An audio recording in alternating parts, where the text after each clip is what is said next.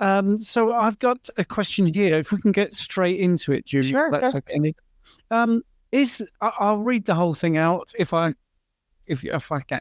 Is there a way to heal from histamine reactions on the carnivore diet? I cannot tolerate ground beef, slow cooked meats, bone broth, mackerel, all dairy except soft cheese and most eggs. I tolerate lamb, mince, beef steaks, and lean fish, including sockeye salmon, very well. I eat about I eat just about 100% carnivore. I drink peppermint tea and sometimes use high quality olive oil on lean fish. So histamines are the simplest way to explain histamines. It's in an immune response, right? So your body said it's not happy with something you ate. And so now you're manifesting either itchiness, fatigue, just all the symptoms that are related to immune function. And it is true that a lot of carnivores do have sensitivities to, I guess they're suffering from histamine. So the root is always why is that happening? So yes, I do think that you can heal and improve and then not have to struggle with all of those sensitivities that were just mentioned with those particular foods. But the goal is to get to the root. So in our practice, we will focus first on gut health. So maybe there's a little bit of leakiness in the gut, or the wall lining is not strong enough. And so therefore proteins are getting into the bloodstream, which then have the immune system put out an alarm, which then causes histamine receptors to release histamines, and then you have that histamine response. So I would first possibly focus on gut healing and doing carnivore. Maybe you do ruminant meats only, so beef, salt, water type of thing. And you eat the freshest, meaning that it's not really aged. You get the meat from the freezer, cook it right away, eat it. You don't eat leftovers. Like, I'm assuming that's what's happening with the ground beef with you. And you try it that way. And over time, with whether it's digestive enzymes, probiotics, time for the gut to finally start healing without a lot of the plant toxins, that should improve your histamine reaction. And if it doesn't, that's when I think people should look into environmental illness.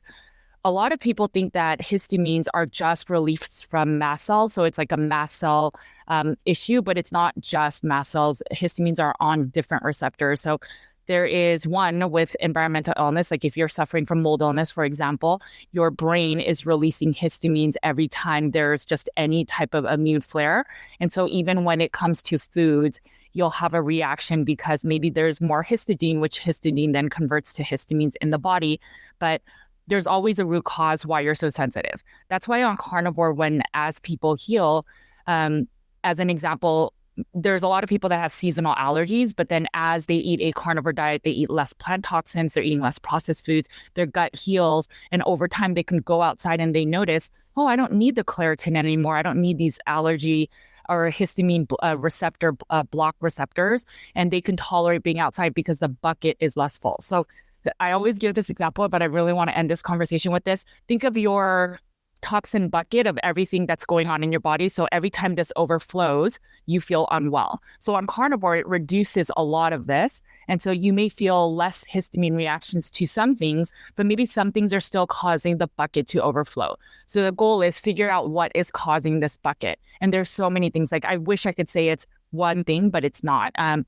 The gut part is a huge part. But if that's not moving the needle enough, especially if you've been carnivore 6 months to a year, you can consider environment. Some people, it's trauma. Their body is just in a heightened stress response compared to the average person. So let's say you wake up, let's say you hear like a car backfire and somebody just in the group jumps up. That person probably has a more stress state or of a stress response than the average person. And you probably need healing with that, because when your cortisol is higher, your stress response is high, your immune system is less functionally operating. Fabulous. There's a brilliant question, a simple prelude to it. So Roxana is asking, she wants to contact you about a specific issue. So what's the best thing to do? But let me give you the question. What is the best way to test for what's happening to give you a lower leg cramp? Is there a way to test what's causing that? Yes and no. So I always say to start with minerals. I think when you are eating a low carb diet, obviously you retain less water. Less water retention will then cause you to know and feel more of the electrolyte imbalances. So always start with, maybe you could use some Soleil water. That's just really salt water left in water overnight. And then you can use, like, get a teaspoon or tablespoon of that water and pour it into your water. The logic is that if you let water and salt just saturate the water, the minerals will be more unbound, so that when you consume that Soleil water, it will there will just be more accessible minerals in your system.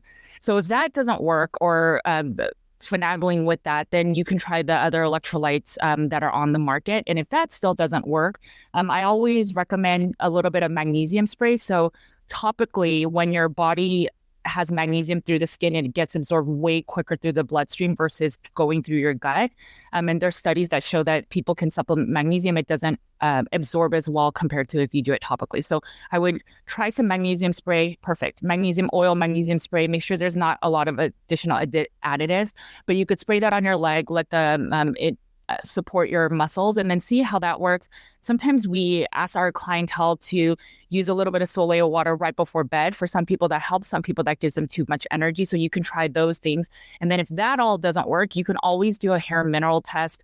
The way it's different than just doing blood work is always just that snapshot of time, that whatever is in your bloodstream. So for minerals, it's not the most ideal, because a lot of times our minerals are in our cells, and that is not being measured by blood. So our hair mineral is measuring, I think, an average of 3 months of what's been in your cells. And we find that people that are super stressed, their magnesiums may be depleted, for example. And so you may just need to up the magnesium. But you have to also remember that sodium, magnesium, calcium, and potassium are the major macro minerals. And so it's a little of 4 of those that that you would want to make sure and balance.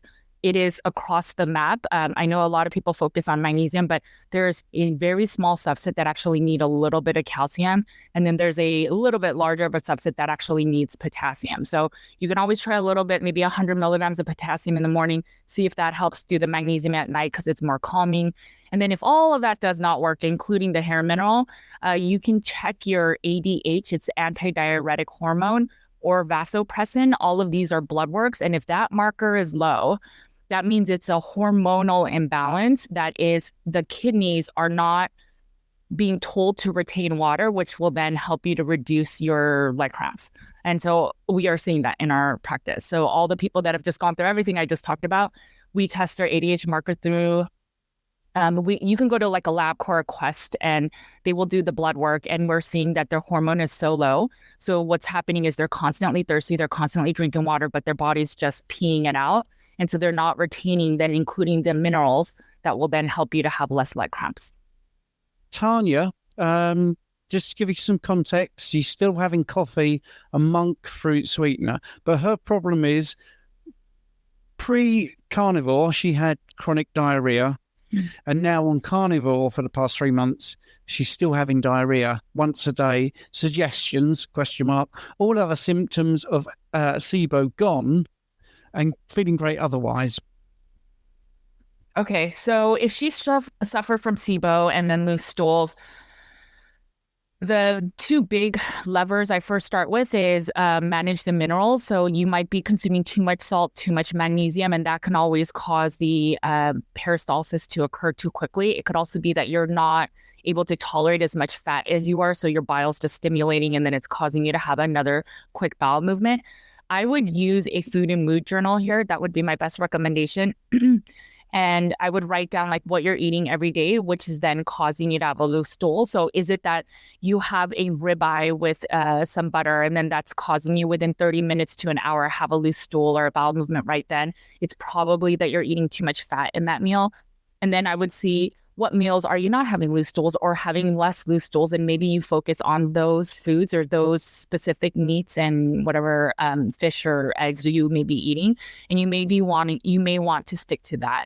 And then I think it's the important thing is to reduce the loose stools, because that is depleting you of your nutrients, your minerals, and so the goal is to get to less loose stools. See if maybe it's a meal timing thing, or maybe it's a certain type of cut that you have to eat for a while. And then as you heal, you can start to see, can you introduce something else? Maybe for higher fat, if you realize it's the fat that's bothering you, maybe you use some digestive enzymes, use some lipase, use some ox bile, and see what is causing the imbalance, because there's something there that's causing the loose stools. Try to regulate it that you don't have loose stools anymore. And then from there, see what you can add back. And the best way to do that is no YouTube video, no podcast. It's really your own body's biofeedback. And you'll know that by doing a food and mood journal. How did you discover these remedies? So when I wrote my book, it was just in a perfect world. Here's like everything based on science, based on what you can do. But then you get the harder cases and they challenge you on every single thing that you believe, right? And that's where I come out with all this nuanced content, because we work with some of the most challenging, and it's exciting, it's exhausting, but we have to keep doing research to refine the diet. And then if we fix all or support and heal all the people that are the most sick or nuanced or on the fringes, then we could help everybody that's in the main part of the carnivore diet. And that's why I have all these nuanced answers. And I know for some people that just listen to my channel, they're like, this is way too complicated. And you're right. I may not be the right first step for you, but there's all of this other great content that you can follow first. But when carnivore isn't working enough, that's where we shine. Yeah, your book is amazing, The Carnivore Cure. I'm really, really so impressed. And I've mentioned it to other people that have come on, actually, because you do go deep and, talk about food dyes and colours and everything. And I think this is really underestimated, because when people come to carnivore and they expect that magic wand, I'm really fit now, and then maybe they're a little bit disappointed. There are so many other factors that are nothing to do with nutrition, and it could be, well, we talk about nutrition, food dyes, which I don't call nutrition, additives, but then you talk in epigenetics and the environment, and you really go into it, and it's a really fabulous book. And I think you narrate the audio book. I think it is actually you that does that. So it's pretty good. Right. Judy, what vitamins and minerals besides magnesium might be best to absorb via our skin rather or orally? That's a good question. I've never actually looked into that. I know that there are companies that sell patches for nutrients. So, for example, kids that can't swallow vitamins at a young age, they could stick a patch on for a certain type of illness. So let's say they have a virus and maybe they just need some extra nutrients. I have not done the research in terms of certain vitamins beyond magnesium that would be best absorbed through the skin. So my logical brain just goes to, there are upper limits of risk of certain vitamins and minerals being in excess, and there's risk with that. So I guess if you were to try topically, I would just make sure that some of the nutrients in those don't have upper limits, because when it goes through your digestive tract, there might just be less absorption just because it goes through the digestive tract. Some of it gets killed off. If you cooked it, there might be some nutrients depleted that way. Whereas if it's topical, I don't know if it just goes straight into the bloodstream as it does with magnesium. And so that would be my only concern. But to answer that specifically, I'm not sure. But I'm going to look into that. That is, I never thought about that. Can I say one more thing about the question? Because I always wonder, like, where is the question coming from? So if it's a question of maybe this person is not absorbing their nutrients and they want an external source, if that's the reason, then I would just try it. So if they are taking supplements that, in addition to their meat for whatever reason, maybe because they have poor digestive function, maybe they're not around enough quality meats. I mean, I don't know the reason, but if that's the case, then I would just try a patch, because I know that there are medical grade patches that you could put on that have some of the nutrients. And if it seems to help you, like if it supports more energy, this is where I'm so big on biofeedback. If your body seems to enjoy the patches or whatever topical thing that's mostly natural, then I would say I'm okay with that. I will say, though, that I also use tallow balm, but I don't think, I could eat less fat in my meat because I'm putting tallow on my face and that's enough sufficient fat for my body. I never think that way. I just think, it's an additional little bits of tallow, but I still make sure to consume enough fat. Excellent. Another question here, and this is from Ali D, I think. Almost every night I wake up to go urinate, sometimes twice. Is there anything I can do during the day or before bed to reduce this occurrence? Carnivore for 5 months, meat, dairy, egg, salt and water. Okay. So hi, Ali. So my first thoughts are a lot of times we wake up because of hypoglycemic effects, meaning that your blood sugar has been imbalanced. Insulin has not been doing the best job in trying to balance your blood sugar levels. And no, it's 5 months, so that can be a good amount of time, but I don't know where your blood sugar was, where your insulin markers have been, your fasting insulin. If you're fasting, and I know in the UK it's a little bit different, so I apologize for not knowing the conversion numbers, but if your blood glucose it is now around the 80s and your insulin's around 5, it's probably not a hypoglycemic event. You can always try CGM overnight, which is the continuous glucose monitors, the ones you put on your arms or legs, and then see what is going on with your blood sugar. If your blood sugar dips in the middle of the night, and I see it a lot with my clients where maybe it goes down to the 50s, I think that's 3 point something. I'm not entirely sure, so don't quote me on that. And then cortisol will kick in to make sure that your blood sugar doesn't drop much further. And a lot of times that cortisol kick or release will then give you energy, and then you're like wide awake. And then a lot of people will think, oh, it's because I just need to go to the bathroom. I have a small bladder. I've heard everything and anything, but oftentimes if that's not the reason, and if that is the reason, I would say try a small snack before night. I used to recommend my clients maybe have a small piece of bacon with a little bit of fat, maybe tallow, maybe a little, like a tablespoon of butter. If that doesn't carry you over, and then the mineral balancing doesn't carry you over, and you notice that at the night it's not really like a blood sugar imbalance, I would test that ADH marker again. If it's that ADH marker, that's probably the reason you're waking up. And then it can actually be an environmental issue and not a dietary issue. This is a very interesting question. What are your go-to sites for nutrition research? Because your stuff is where I go. Oh, yeah. That's interesting. Everything and anything. So I used to trust, I'm not going to name names in our space, or like in the wellness space in general, but I used to go to the bigger accounts, right? So like the perfect example would be Huberman. So I don't really listen to his content, but let's say I used to go to people like Huberman or these bigger institutes. And then when I started working with the most difficult cases, I was starting to see like it doesn't line up always. So I try to get information and resources from a lot of everything. I look at studies, we look at our cases. And when we're like, that didn't work though, what that study was saying or what someone else was sharing. And so as we I guess what we really do in my practice as well as in my books and research is I marry the science with our clinical practice. And we worked with over 1,000 carnivore specific clients and patients. And so we see a lot that may not exactly fit and marry with carnivore. And then we dig. I can give you a fascinating recent thing that we've been researching. So a lot of people suffer with candida or fungal overgrowth. And we didn't understand how carnivores that are no longer eating carbohydrates are still suffering from jock itch, candida, scalp itch. I'm trying to think of the other stuff, and chronic UTIs. And it didn't make sense because they swear, our clientele are swearing they're not eating any more sugar, not even from fruit. And as we're doing more research, mold is one example that your candida can persist from mold overgrowth. And then there's other nutrients. So like there's vitamin B1 gets affected, molybdenum. And again, that's like us going down these rabbit holes and then finding disparate information. And then we marry it all together. And that's some of the research we're doing now. And over time, we will probably release the research we have found.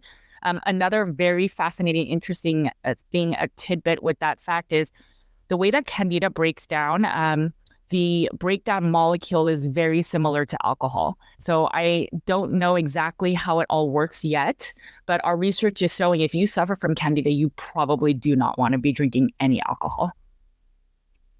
Yeah, and that's a brilliant answer. I've got my science degree and I did a lot of research, but sometimes when you're reading stuff, it doesn't work for me. And I'm just going to tell you something. About 4 years ago, I used to be a phlebotomist, and okay. I'm a specialist practitioner in diabetes. And what was happening was the HbA1c was going up, but their average blood glucose was, pretty good. So it made no sense. And I researched that and I could not find the answer to that. So I had to think. Now, one of the things you're taught when you're a phlebotomist is if someone's hemolytic, that means their red blood cells die too soon, because the HbA1c is a calculation, not a direct measurement. you're told to ignore the HbA1c because it's artificially low. So I just thought, well, hang on a minute. Well, what if the red blood cells are lasting longer? Therefore, you get this artificially high HbA1c. I'm not saying I'm a big, clever person and I'm amazing, but sometimes you have to do your own original thought. That's the point I'm making. And then 2 years later, I'm seeing my theory, which I did put out publicly on Steak and Butter Gang, and I did video about it, saying I think red blood cells are lasting longer on carnivore. That's why HbA1c goes up. And then we've got people like Ben Bickman saying this is the reason. And I think sometimes you can be the original person that thinks it. I'm not saying he heard my video. I'm sure he came to that. He's pretty clever. I'm sure he came to that realization. So sometimes research is novel, not often, but I won't mention names, but certainly when I started many, many years ago, there were people I thought, yeah, they're the go-to person. And then as you get more experience, you think, well, actually, that doesn't seem to be correct. So you have to be constantly looking, don't you, for new sources of info. Yeah, I think from my amazing patients and clients, I have learned that you cannot take anything for fact.